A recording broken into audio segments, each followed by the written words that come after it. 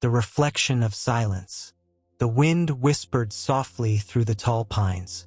The air carried the scent of damp earth, and a small stream murmured patiently at the foot of the mountain. Night had settled.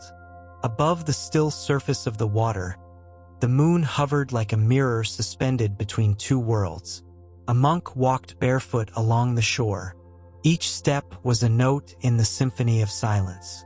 He paused by the pond, gazing at how his reflection merged with the moon's silver glow. For a long moment, he did not know whether he was looking at the moon or the moon was looking at him.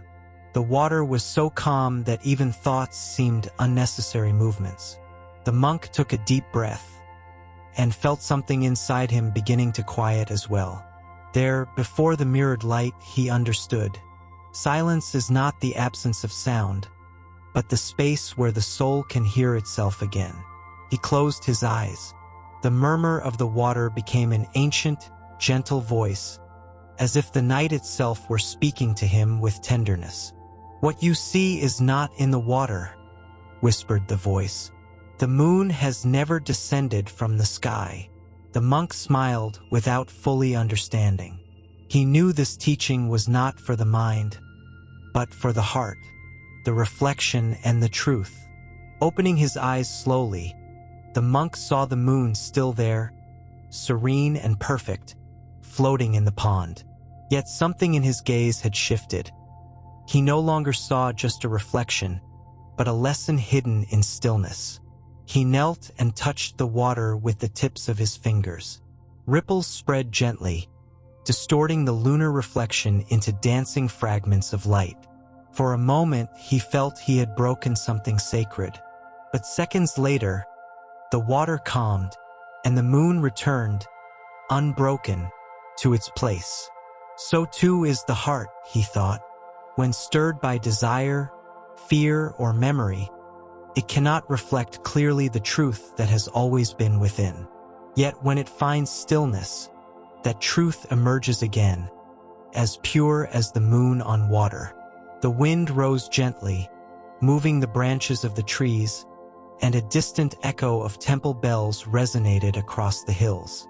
Every sound, every whisper, seemed part of the universe's breathing. The monk sat in lotus position by the pond, closed his eyes, and allowed the night to enter him. He felt the weight of his body dissolve into the earth, and the flow of water mirrored in his own breath. Within him, he saw the same reflection he had seen outside, a bright moon suspended in the silence of his mind. But this inner moon was covered by the ripples of his thoughts.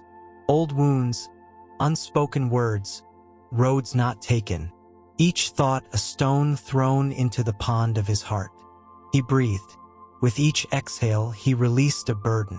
With each inhale, he allowed the inner water to calm, until there was no struggle, no searching, no separation between reflection and reflected.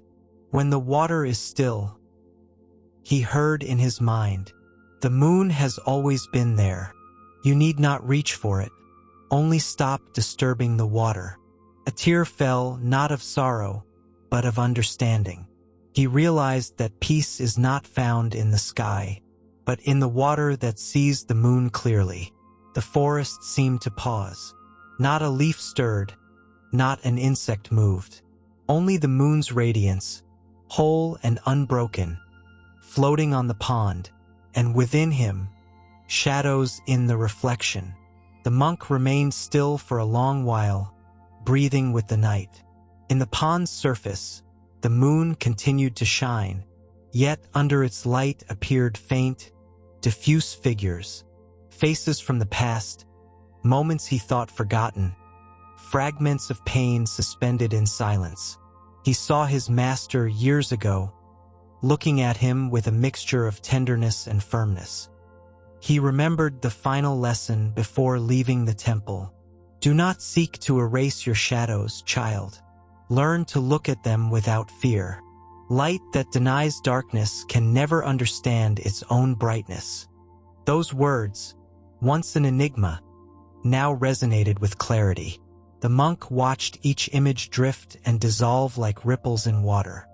He understood that his wounds were not obstacles, but doors leading to a deeper understanding of himself. He breathed softly. Each breath was a gentle caress toward his own story. He did not try to change or improve anything. He simply allowed himself to feel.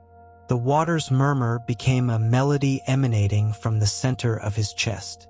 It was the sound of acceptance, the echo of what had been broken and yet was healing.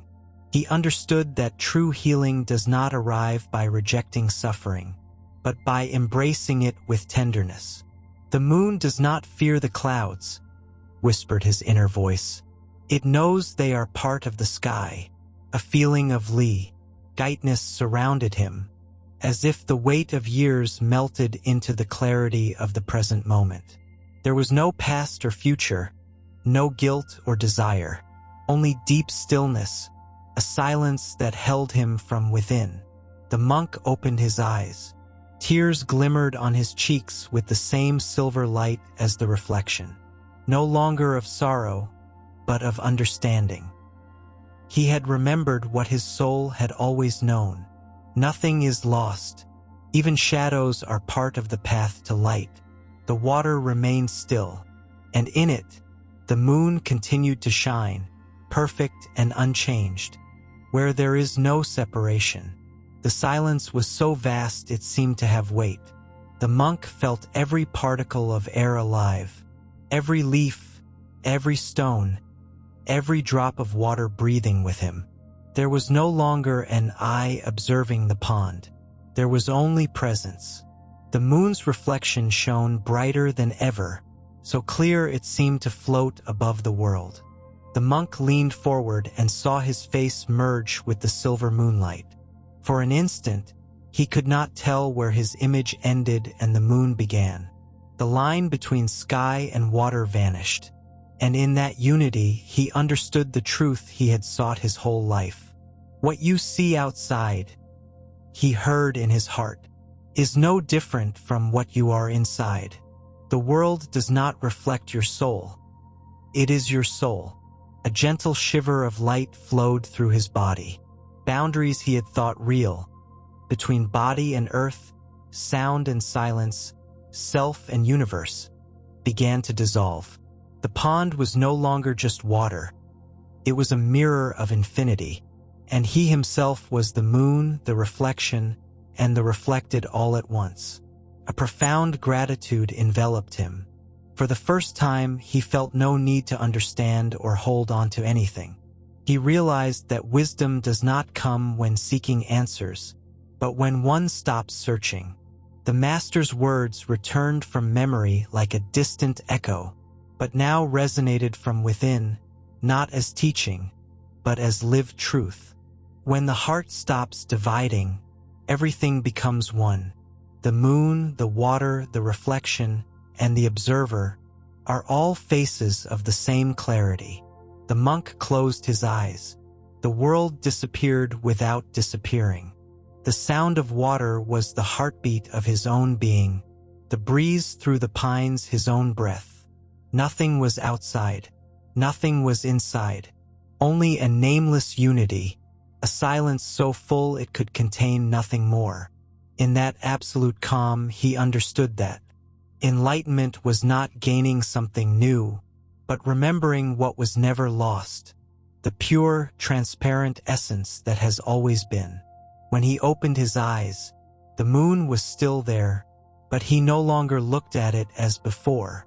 It was the same, but now it was also him, returning the reflection.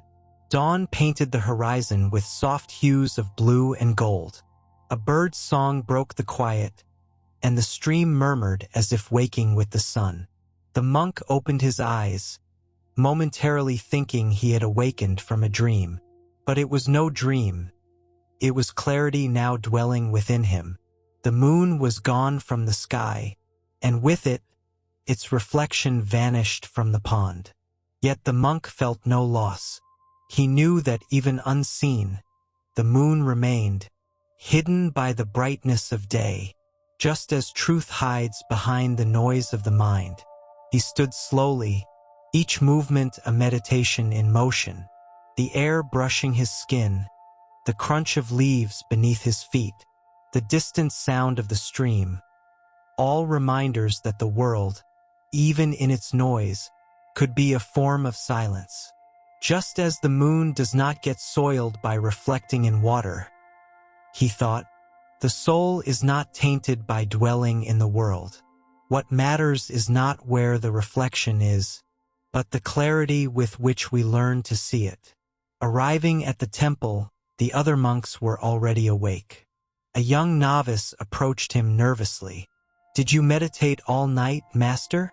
he asked. The monk nodded, smiling gently. "Yes, but it was more than meditation," he replied. "It was a return." The young monk looked curious. "What did you find?" The master gazed toward the pond in the distance, where the morning sun now reflected like a new mirror. "Nothing that was ever lost," he said softly. "I only learned to look without seeking." The wind rustled through the pines, leaving a sound as pure as an ancient blessing. The moon's reflection remained, inside the heart of silence, though it could no longer be seen. When the water stirs, that afternoon, under the broad shade of a cedar tree, several disciples gathered around the monk. The breeze swayed the bamboo, making a gentle melody. The monk held a small bowl of clear water in his hands. "Last night," he began, "I watched the moon reflected in a pond. It was so bright and perfect it seemed within reach. But when I touched the water, the image shattered. And yet, when the ripples settled, the moon returned." The disciples listened silently. "So, Master, what do we do when life stirs the water? When pain comes? When the world wounds us? When peace seems impossible?" The monk smiled. "Then remember," he said, "the moon never fell into the pond. Only the reflection moved. Truth, light, serenity never left. They were only hidden beneath the waves of the moment." He allowed silence to carry the teaching. All watched the water until it grew still. The reflection appeared again, sharper than before. "Do not seek to calm the world," he continued. "The world will always have wind, rain, and storm. Seek to calm your own pond. When the heart is still, even thunder sounds like a prayer." The disciples bowed respectfully. Some understood immediately. Others felt a knot in their chest, unsure why. But the seed had been planted, and like all seeds, it would bloom in time. "The water stirs," he thought, "to teach us to love stillness." The sun sank slowly, and in the silence that remained, the pulse of the earth itself could be felt, breathing in peace. The storm and the reflection. That night, the sky changed. A strong wind descended from the mountains, bending the pines and rattling the temple lanterns. The air smelled of rain, of living earth, of transformation. The monks rushed to protect sacred bowls, scrolls, and lamps. Only one remained outside, the monk who had watched the moon. He sat at the pond's edge as the first drops fell. The water rippled, shattering the reflection into countless luminous fragments. Thunder rolled across the valley, and gusts of wind sent leaves and petals flying. The monk closed his eyes, breathing deeply. "All that is born must move," he thought. "Only the awareness that observes remains unmoved." The rain drummed like sacred percussion on the water. The pond roared, reflecting lightning, yet inside him there was no fear, only deep calm, firm as the roots of a tree unafraid of the wind. A young novice ran from the temple, drenched and trembling. "Master," he shouted, "we must go inside. The storm could destroy everything." The monk opened his eyes, looking at him gently. "Destroy what?" he asked calmly. "The wind does not destroy air, nor does rain destroy water. It only changes form for a moment. So too with us, The disciple watched, amazed. The master invited him to sit beside him. Under the downpour, both remained in silence. The monk lifted his face to the sky, letting the rain wash over him like a blessing. "When the world roars, do not resist it," he said softly. "Become its echo. Be the calm within the storm, and you will see even the tempest holds compassion." For hours the storm raged, yet the pond, though agitated, remained itself. And when dawn finally came, the clouds parted. The water calmed, and in its center, the moon still shone, pale, silent, unchanging. The monk smiled. The reflection had survived the storm because it never depended on the water, but on the eternal light of the sky. Calm cannot be found, he thought. It is remembered, eternal clarity. The morning brought a new, fresh air. The valley breathed in renewal, the scent of rain lingering like a gentle memory. Flowers bowed under droplets, and the timid sun began to pierce the clouds. Everything seemed born anew. The monk sat by the pond, looking at the reflection of the sky. No moon remained, only soft daylight. Yet within him, the moon still shone, whole and eternal. The disciples approached slowly. The youngest, still damp from the previous night's storm, sat beside him. The silence they shared was so deep that no words were needed. Together, they watched the once stirred water now perfectly clear. Nothing remained of the tempest, only calm, only clarity. Finally, the monk spoke, his voice soft, as if the wind itself were speaking. "Many seek peace by fleeing noise, but true peace does not fear noise. Many seek purity by leaving the world, but real purity blooms amid the mud. Just as the moon does not fear reflecting in murky water, the soul need not fear living among life's imperfections. This light is never tarnished." He fell silent again, letting the teaching settle like a feather upon the hearts of the disciples. The young monk looked at the water once more and asked, "Master, where is the moon now?" The monk smiled tenderly. "Look carefully," he said. "It is no longer in the water. Now it shines within you." The boy closed his eyes, and in the darkness of his heart, he saw a gentle light, shapeless yet clear. He understood that the moon was never something to find outside, but something to remember within. The sun rose over the mountains. The monk rose slowly. The day began with its sounds, steps, and duties. Yet in the heart of the temple, and in the hearts of all who had listened, a luminous silence remained, like the invisible reflection of the moon in water, needing no sight to know it was present. Calm does not depend on sky or pond, thought the monk as he walked away. Calm is the moon itself, always complete, even when unseen. The wind rustled the bamboo, and its sound was so pure, it felt like the echo of an ancient smile. The moon remained, invisible to the eyes, alive in the heart of silence.